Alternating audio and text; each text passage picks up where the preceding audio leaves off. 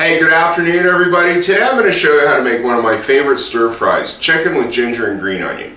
This has got three main ingredients, some fresh or frozen, it works with both, chicken breasts. Now I got three here. How many you use depends on, the appetite of your guests and how many guests you have. Also the number of green onions and the ginger. I'm using three tonight, so I got 2 bunches of green onions because it's a sort of hearty stir fry with really strong and yet subtle flavors. And I got 2 big lumps of ginger here. I'm going to be using one for the marinade and one to fry in the dish. And you'll see how I do it. I keep the pieces fairly large so you can just pick them out with chopsticks or a fork, and it's not like your guests are going to stumble on one and chew one or swallow one by accident. Now for the seasonings, I've got some sesame oil, some dark soy, because you're not going to be using too much of this, and it's got a really good strong flavor. If you haven't got dark, you can use regular. Some Shaoxing wine, if you haven't got this, some cooking sherry is fine, some oil. And then for the sauce, it's quite simple. I just use some cornstarch and some broth. Ideally, you should use chicken broth. If you're out of that, you can use either vegetable or beef. Both of them come out quite good. They just alter the flavor slightly. Okay, or in lack of broth, you can just use water. So here's a complete list of the ingredients.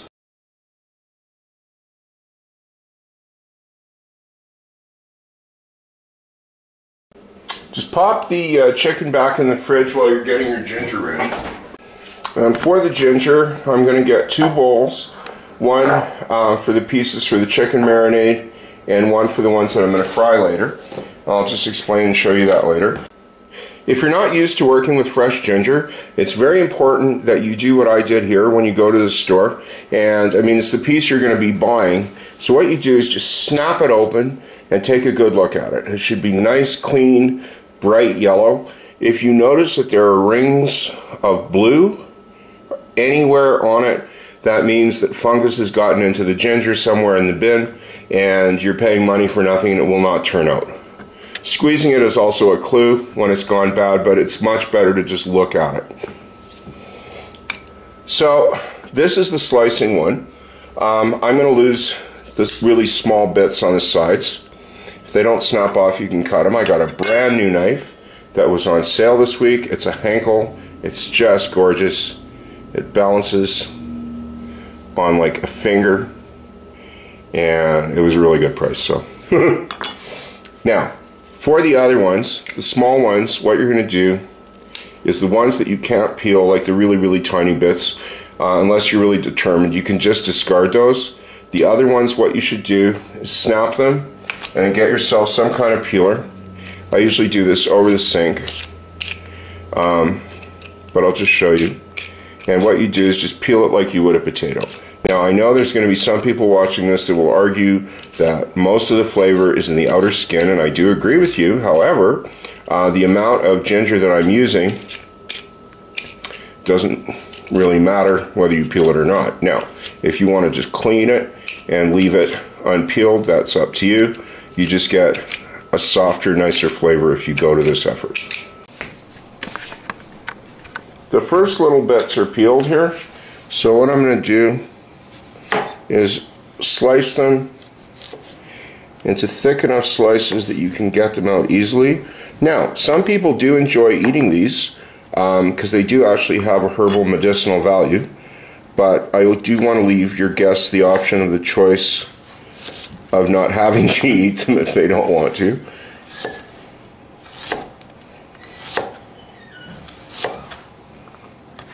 And I did manage to salvage that little bit. It did peel okay.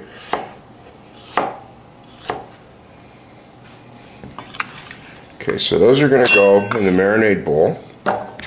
Now for the other ones, they're large enough actually that if you want to, and if you've got a really good sharp knife like I do, you can actually peel these with the knife, and I'll just show you how to do that now. So what you're going to do is round off your corners and then kind of go around it. Make sure it's stable and flat if you're going to do this, because the last thing you want to do is have part of your finger in the dish. Or you can just get your peeler, much safer, And you'll notice the big ones actually do peel like potatoes. They're really easy. So those are all peeled now. And these ones, you just cut these into nice big slices. And once those are all done, just set them aside in a bowl there. Next is your green onions. Now for this, just examine them. If you've got any broken pieces that are no good, just take those off. Yeah, so we got a couple of broken stalks here. That's not a problem. Try to make sure they're fresh. And a good way to do that is just shake them in the store. If they're all flopping over, no, go somewhere else and buy them. Like if they all look like that, forget it. You're gonna always get a couple like that. Just give them a quick rinse after you've picked them clean.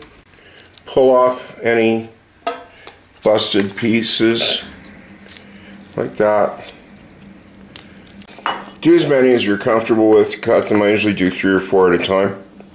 And what you do is line them up.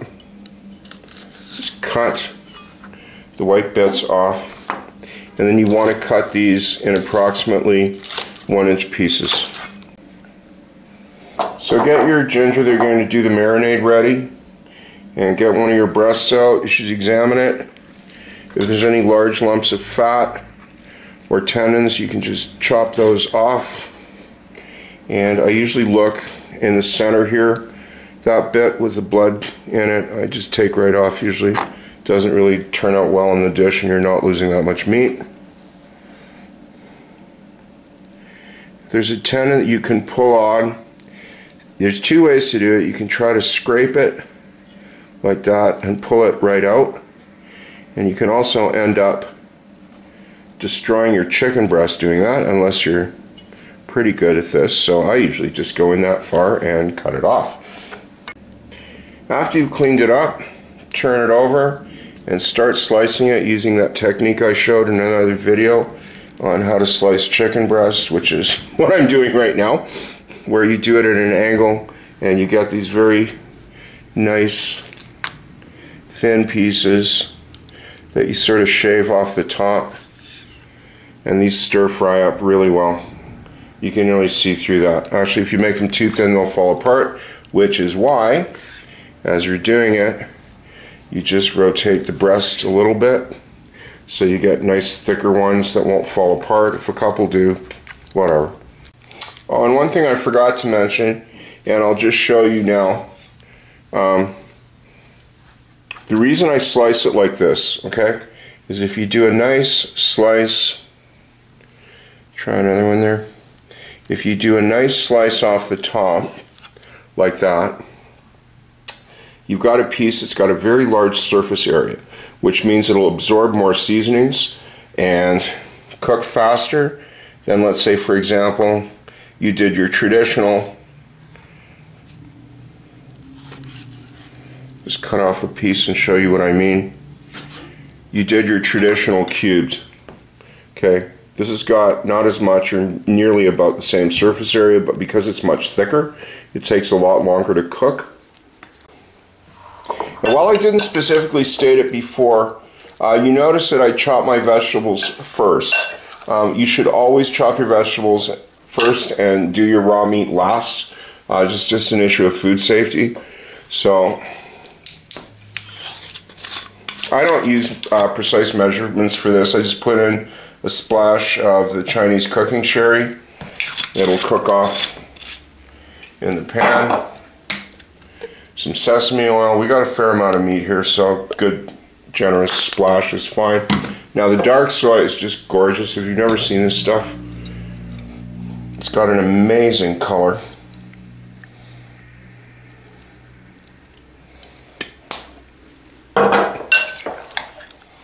And what you do is just get your big spoon and get that all stirred up. Put more or less depending on your taste, but this meat is going to be marinating. I'm going to do it for a couple hours. I got other stuff to do. You can do this right away, but if you're going to, you really should let it sit for at least 15 minutes.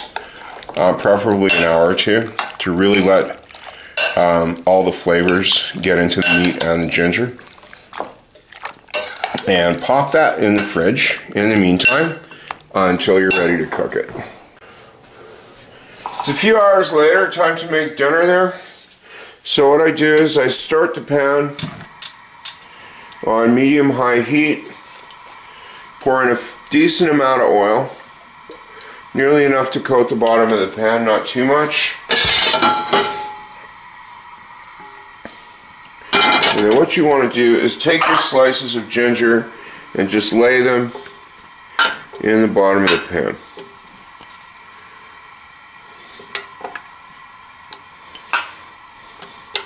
It's a nice part about starting with a cold pan. You can do this by hand, no worries about burning yourself. Now while that's starting to heat up, get your cooking sauce ready. I've got my cornstarch here and I'll get the broth out. And I do have a bit of the dark soy to add a shot of that while the chicken's cooking to add a bit more flavor. The oil heats up pretty quick, so I turn it down to medium once it starts sizzling. And then over here I got my cornstarch and about 2 cups of broth. I just use a glass for this. I got a couple of teaspoons of cornstarch. You don't have to be precise for this. Just stir that in now. And you're going to have to stir it up again right before you pour it in. So get some tongs for this bit. And I'll zoom in a little so you can see what's happening with the ginger. You'll notice it's starting to fry on one side. So just pick it up and turn over your pieces so they look like that.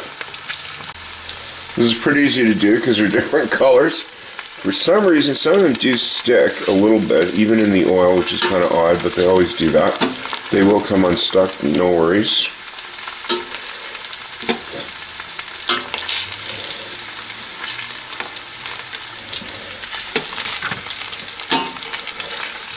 So let that sizzle for another couple of minutes. What you want to do is extract all the oils out of the ginger into the cooking oil without burning the ginger.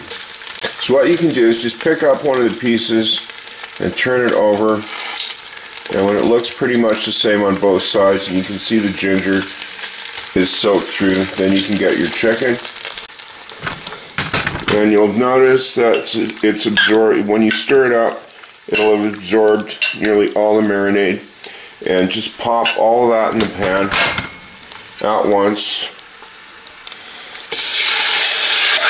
And you know, that just reminded me of something. One of my viewers commented, why don't I use a wok in another one of my recipes? One of the reasons I don't is not everyone has a wok, but most everyone has a frying pan. And I just like to show that these recipes are just as easy to make with a normal frying pan. And yes, if you want to, for sure, use a wok. I'll zoom a bit for you to see. That's why I sliced the chicken so thin. You can see that one's was nearly cooked on one side. And it's cooking up pretty nice. So what you can do is, even though you got a fair amount of meat in the pan, just work with your tongs and flip the pieces over in the bottom of the pan. And yes, if you had a wok, you'd be doing this up the sides. Just giving it a brief stir helps for you to see what's cooked and what isn't, and try to get them turned so they cook evenly at the same time. That does have a good color on it right now, but if you want, it won't hurt. If you do want to add just a little bit more soy right now, just to sprinkle over the top.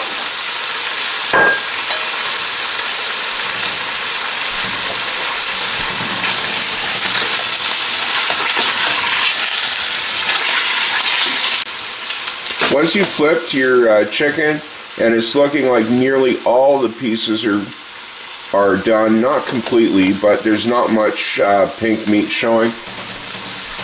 And get all your green onion, toss that in.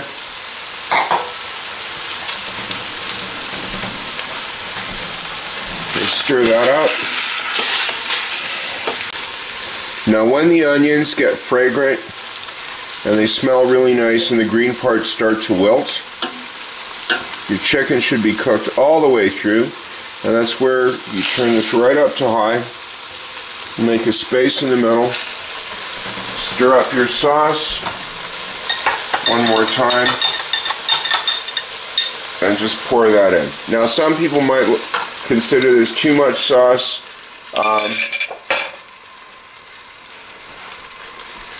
Again, it depends on you. Some people like a lot of sauce with their dish, some people don't. This will thicken up pretty quick, and there is a lot of meat in here.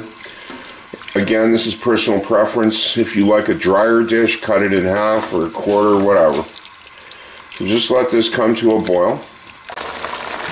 So the sauce is at a full boil, and it's thickened up some, not completely. Like I said, if you want a gummier sauce, by all means cut back on the liquid and put in more cornstarch. I just find this consistency works very well with this dish.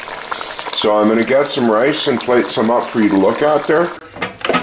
This I serve with a ladle, and just get a couple of scoops there per person. Should be enough. And if they're missing more sauce, there's lots. Oops, there goes my presentation. And there's that one piece of ginger always goes out on the side. There you go.